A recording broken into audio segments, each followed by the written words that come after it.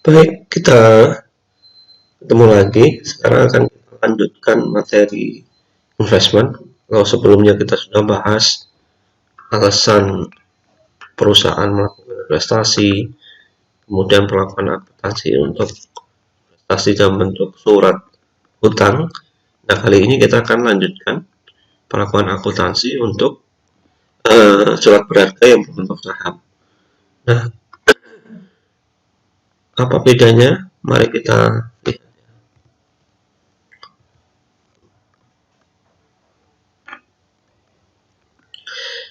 Sedikit berbeda dengan yang akuntansi untuk investasi dalam bentuk surat hutang. Investasi dalam saham ini dibedakan tergantung dari kepemilikan perusahaan.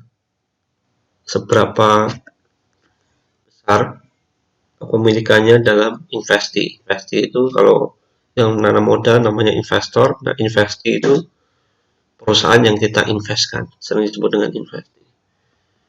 Ukuran dari sisi kuantitas ini ada layer-layernya ya. Dari 0 sampai dengan 19,9%, di bawah 20%, kemudian 20 sampai 50%, dan di atas 100%. Nah, ini membedakan dari sisi perlakuan akuntansi maupun dari sisi pencatatan nilainya dalam laporan keuangan. Nah, kalau perusahaan memiliki investasi di bawah 20%, ini pencatatan investasinya menggunakan cost method, metode perolehan. Kemudian kalau di antara 20 sampai 50% itu menggunakan metode equity method. Di atas 50% ini menggunakan cara konsolidasi. Jadi semacam laporan keuangannya itu digabung antara investor menjadi induk, kemudian investinya menjadi perusahaan anak. Selain jumlah kuantitas kepemilikan, faktor lain yang harus diperhitungkan adalah secara kualitatif ada tidaknya pengaruh gitu ya. Kalau di bawah 20% itu biasanya tidak bisa memiliki pengaruh yang signifikan bagi investi. Kalau di atas 20 sampai 50% itu biasanya memiliki pengaruh signifikan. Di atas 50% itu sudah memiliki pengendalian, memiliki kontrol.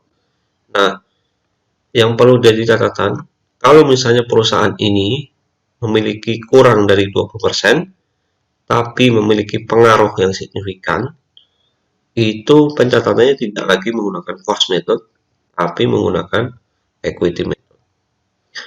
Nah, apa itu pengaruh signifikan, apa itu kontrol? Kita lihat satu-satu ya.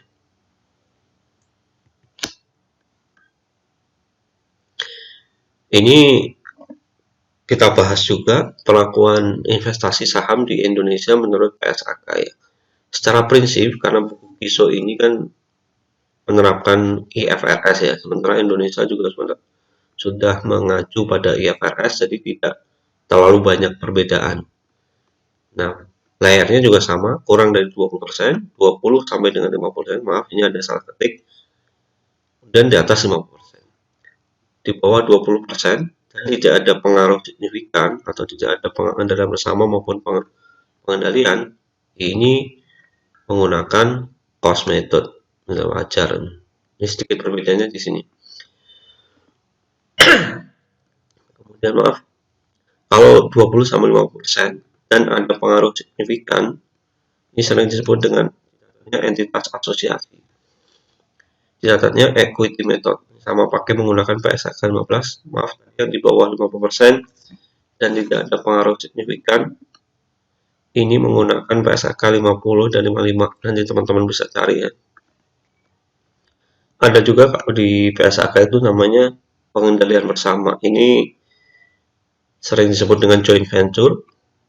Catatnya juga pakai metode ekuitas, pakai PSAK 15 juga. Nah, kalau di atas 50% yang tadi konsolidasi, ini sering disebut pengendalian. Jadi si investor sudah mengendalikan dari investinya, catatannya yang perusahaan investinya itu sudah dicatat sebagai entitas anak. Pelaporannya menggunakan konsolidasi, dasarnya adalah PSAK 22, 38, 4, dan 65. Apa itu pengaruh signifikan? Mari kita lihat. Pengaruh signifikan itu adalah suatu kekuasaan ya, kemampuan untuk partisipasi dalam keputusan. Nah, kuncinya adalah kekuasaan atas keputusan atas investi. Jadi setiap adanya kebijakan keuangan maupun operasional dari investor ini memiliki pengaruh signifikan. Pengaruh signifikan ya, beda dengan mengendalikan. Jadi sebenarnya bisa berpendapat saja gitu ya, tidak memutuskan secara hak veto itu enggak juga, tapi memiliki pengaruh yang signifikan. Nah, ini yang tadi indikasi kuantitatifnya adalah biasanya hak suaranya lebih besar dari 20%, itu memiliki pengaruh signifikan, kecuali dapat dibuktikan sebaliknya. Artinya bisa saja suatu investor itu menanamkan modalnya lebih dari 20%, katakan 20%, tapi ternyata investor ini tidak memiliki pengaruh signifikan, tidak bisa mempengaruhi pengambilan keputusan, karena diambil semua oleh pemegang saham mayoritas. Nah, hak suara, kalau kepemilikan di bawah 20% biasanya dianggap tidak memiliki pengaruh signifikan, kecuali dapat dibuktikan sebaliknya.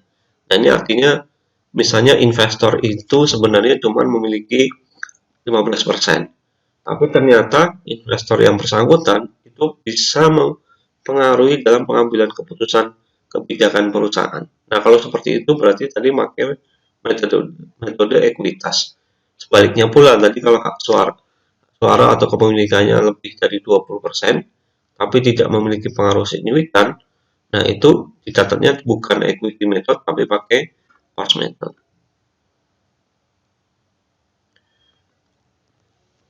Nah, lebih detailnya di sini, pengaruh signifikan itu biasanya diindikasikan hal sebagai berikut, selain yang kuantitatif tadi ya. Memiliki wakil dalam dewan direksi ataupun dewan komisaris. Jadi meskipun di bawah 20%, kalau misalnya pemegang saham ini duduk sebagai dewan direksi atau dewan komisaris, berarti dia harus dicatat pakai equity method. Indikator lain, misalnya ikut berpartisipasi dalam pembuatan kebijakan termasuk dalam pembagian dividen. Nah, kalau seperti ini meskipun di bawah 20% harus dicatat pakai equity method. Yang ketiga, transaksi material investor dengan investi. Nah, ini ada transaksi bisnis yang cukup signifikan antara investor dan investi. Nah, kalau seperti ini biasanya ikut mempengaruhi dalam pengambilan keputusan perusahaan. Makanya harus dicatat pakai metode equity. Yang keempat, adanya switching manajerial ya. Ini misalnya ada general manager yang investor ditempatkan pada investi. Kalau ada seperti ini juga bisa dianggap adanya pengaruh signifikan. Terakhir, si investor ini mendapatkan informasi teknis yang cukup signifikan dari investi. Karena hal ini bisa berdampak strategis ya, makanya pengaruh signifikan. Kalau informasi yang diterima oleh investor ini informasi umum, itu tidak dianggap sebagai pengaruh signifikan. Nah, hal ini akan berdampak pada pelakuan akuntansinya ya, baik itu cost method, equity method maupun konsolidasi ya. Kita lihat satu-satu. Kita lihat untuk yang cost method dulu. Untuk investor yang memiliki saham kurang dari 20%. Umumnya ini prinsipnya adalah dicatat mirip sekali dengan yang accounting for debt investment yang sebelumnya kita bahas. Jadi pada saat pembelian dicatat pada sebesar harga perolehan dan pendapatan diakui hanya pada saat dividen diterima. Kalau sebelumnya yang debt investmentnya dicatat juga pada harga perolehan, kemudian pendapatan diakui pada saat menerima pendapatan bunga. Hampir sama, cuman bedanya di sini adalah cash dividend saja yang diterima. Jadi revenue-nya hanya bersumber dari cash dividend. Nah, yang dimaksud harga perolehan di sini juga sama dengan debt investment, yaitu semua pengeluaran yang diperlukan untuk memperoleh investasi ini, termasuk harga beli dan biaya-biaya maklar ataupun biaya-biaya manajer investasi jika ada. Kita lihat contoh jurnalnya. Perusahaan pada tanggal 1 Juli membeli 1000 lembar saham atau setara dengan 10% kepemilikan dari perusahaan Bill. Perusahaan membayar 405 per lembar saham.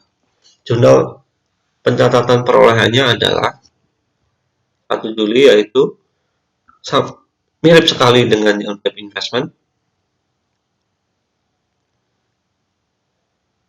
Cash-nya berkurang 405.000, jadi seperti membeli aset biasa, dan di debit bertambah share investment 405. 405 ketemu dari 405 per lembar kali 1000.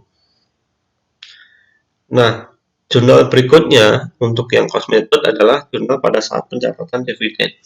Pada saat pencatatan dividen, perusahaan mengakui adanya pendapatan. Kita lihat di sini, investee mengumumkan adanya dividen sebesar $20 per lembar pada tanggal 31 Desember. Jurnal untuk mengakui adanya dividen tersebut, yaitu karena menerima cash dividen, berarti di debitnya cash 20.000 dan di kreditnya adalah revenue, yaitu dividen revenue 20.000. Jurnal berikutnya yang diperlukan adalah jurnal penjualan. Jurnal penjualan ya, kalau kita sudah tidak pengen memegang lagi saham kita atau pengen menjual sebagian karena harganya mungkin menguntungkan, atau mungkin kita memerlukan uang karena kemarin ada motif hanya untuk menaruh excess cash yang idle sementara. Nah, begitu cash kita butuh, kita akan jual saham tersebut.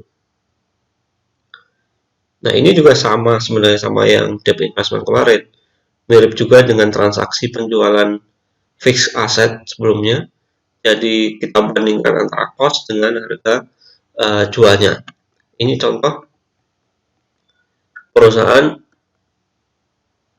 jualnya itu cuma laku 395. Padahal kita beli sebelumnya 405. Karena kita belinya 405, makanya ada selisih yang diakui sebagai loss. Sama kayak kalau kita jual aset, kalau harga jual lebih rendah daripada harga perolehan, itu mengakui adanya loss. Berarti cash 395, loss on share hanya 10.000, dan share investmentnya kita hapus 405.000. Tidak terlalu rumit karena ini prinsipnya sama dengan yang di investment in debt atau debt investment sebelumnya, cuma beda nama akunnya saja ya. Dan sekali lagi saya ingatkan, ini memang dicontoh hanya di bawah 20% ya, tapi jangan lupa ada indikator kualitatif. Meskipun di bawah 20%, tapi kalau ada pengaruh signifikan, mencatatnya tidak seperti ini, tapi pakai equity method. Equity method seperti apa? Mari kita lihat. Equity method ini umumnya diterapkan untuk yang pembelian 20-50%.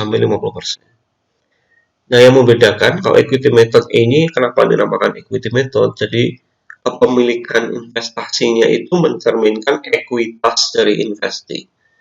Jadi benar-benar kita seolah-olah sudah memiliki, memang memiliki ya secara hukum karena kita memiliki lebih dari 20%. Jadi investasi kita, saldo investasi kita itu adalah cerminan kecil dari ekuitasnya investasi. Kita memiliki berapa, ya itulah porsi kita gitu. Kalau kita memiliki 30% kepemilikan, berarti pergerakan dari investment kita itu mencerminkan ekuitas keseluruhan dari investasi sebesar 30%. Jadi katakan investasi saldo modalnya investasi itu 100.000, kita memiliki 30%. Nah, naik turunnya ekuitasnya investasi itu tercermin dari investment kita. Kalau ekuitasnya investasi bertambah, kita juga bertambah, tapi porsinya hanya sebesar kepemilikan kita, yaitu 30%. Mari kita lihat gambarannya lebih jelas ya. Jadi dengan equity method, pada saat pembelian, perusahaan mencatat sama ya kayak tadi, sebesar harga perolehan, cuma yang membedakan adalah transaksi-transaksi setelahnya. Transaksi setelahnya ini tidak seperti yang DP investment maupun yang cost method tadi. Jadi saldo investment ini disesuaikan setiap periode. Penyesuaiannya atas apa? Yaitu pada saat adanya investasi mengumumkan net income. Kita ingat kalau ada net income, ini di close-nya pada akhirnya adalah menambah ekuitas return earning-nya perusahaan. Nah, karena ini equity method, ini kita tambahkan juga kalau investingnya mengumumkan adanya net income, investor juga mengakui adanya tambahan saldo investment meskipun tidak ada tambahan pembelian gitu ya. Karena sekali lagi ini equity method, saldo investment ini mencerminkan ekuitas dari investing. Itu kalau ada keuntungan. Kalau ada kerugian, berarti saldo investmentnya juga dikurangi proporsional sebesar kepemilikan dari total net income. Penyesuaian kedua kalau ada dividen. Kalau tadi pada saat cost method, pengumuman adanya dividen, adanya cash dividen itu diakui sebagai pendapatan.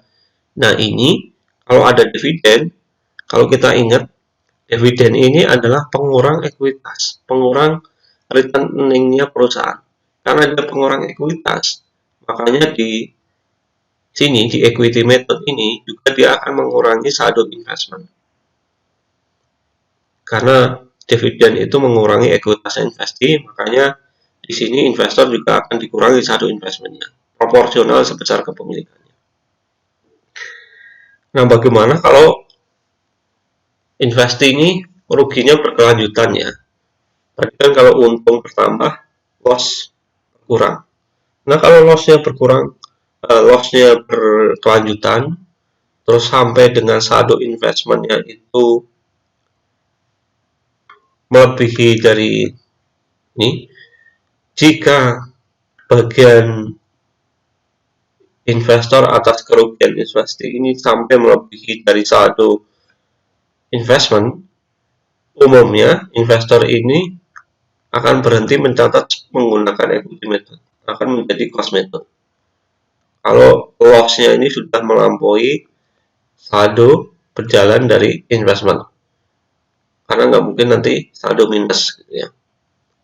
Padahal kita masih memiliki sahamnya investasi. Makanya begitu loss-nya melebihi dari saldo, perusahaan akan berhenti mencatat sebagai equity method, tapi akan melanjutkan cost method.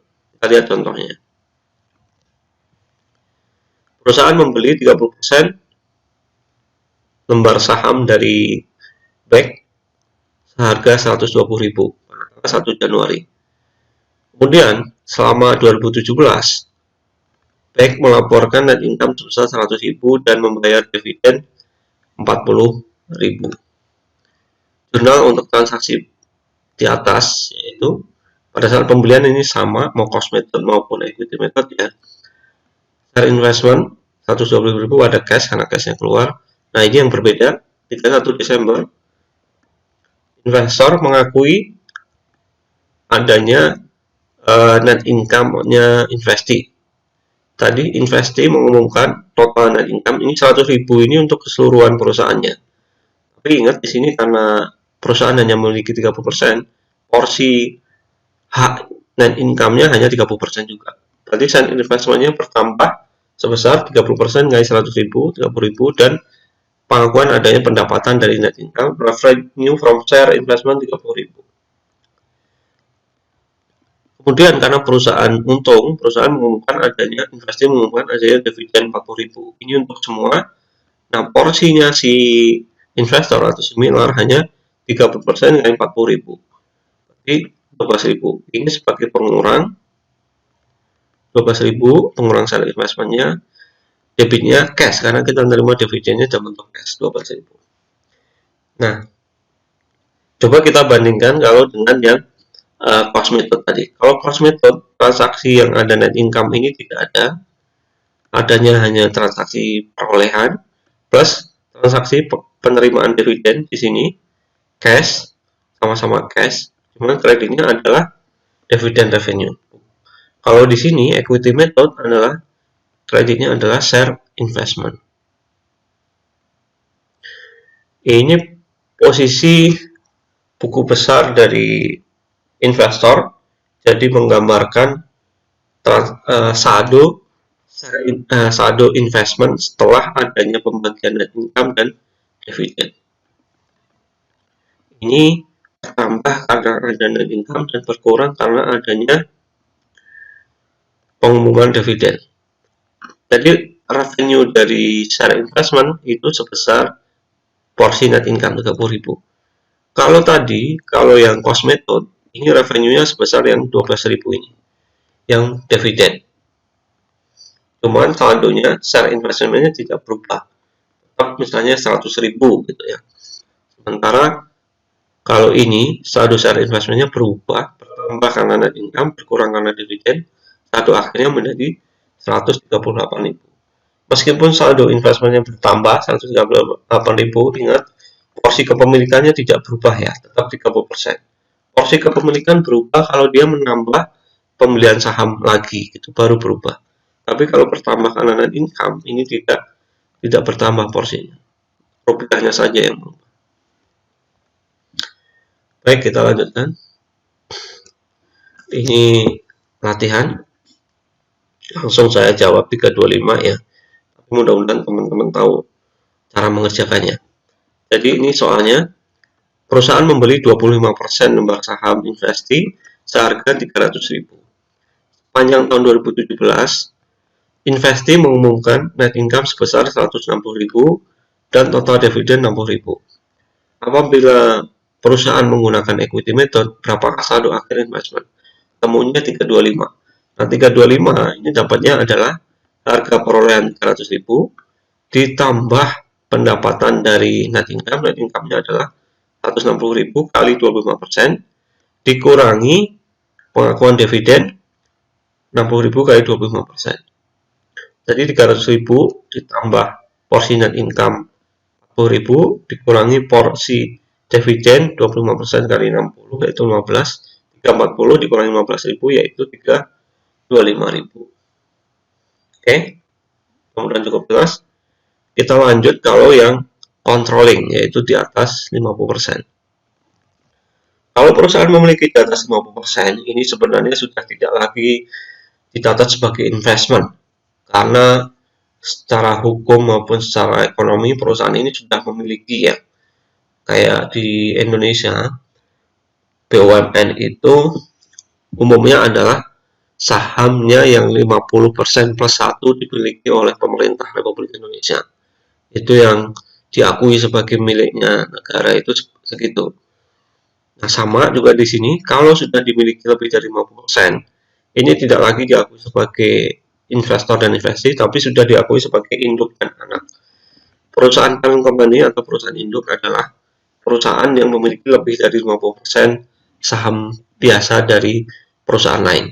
Subsidiary atau affiliated company atau perusahaan induk itu adalah sebuah perusahaan yang sahamnya dimiliki oleh perusahaan induk. Umumnya perusahaan induk yang memiliki kewajiban menyajikan laporan konsolidasi, consolidated financial statement. Nah, ini teman-teman di sini cukup tahu dulu apa itu konsolidasian gitu ya. Yaitu menggabungkan, intinya sih menggabungkan ya antara laporan keuangan anak dan induk, meskipun ada di sana penyesuaian-penyesuaian. Misalnya kalau transaksi antara anak dan induk karena digabung itu harusnya dihilangkan, termasuk tadi yang investment harusnya dihilangkan karena sudah digabungkan udah dari dua perusahaan menjadi satu perusahaan.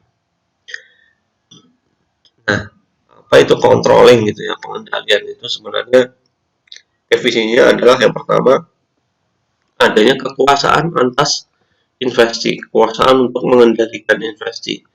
Kemudian dampaknya atau paparannya masuk terhadap imbal hasil yang bervariabel itu misalnya net income dan dividen tadi. Kalau dia di atas 50%, tentu dia memiliki kemampuan untuk mengatur seberapa besar dividen yang mau dibagi, net income-nya berapa karena dia bisa menjalankan perusahaan.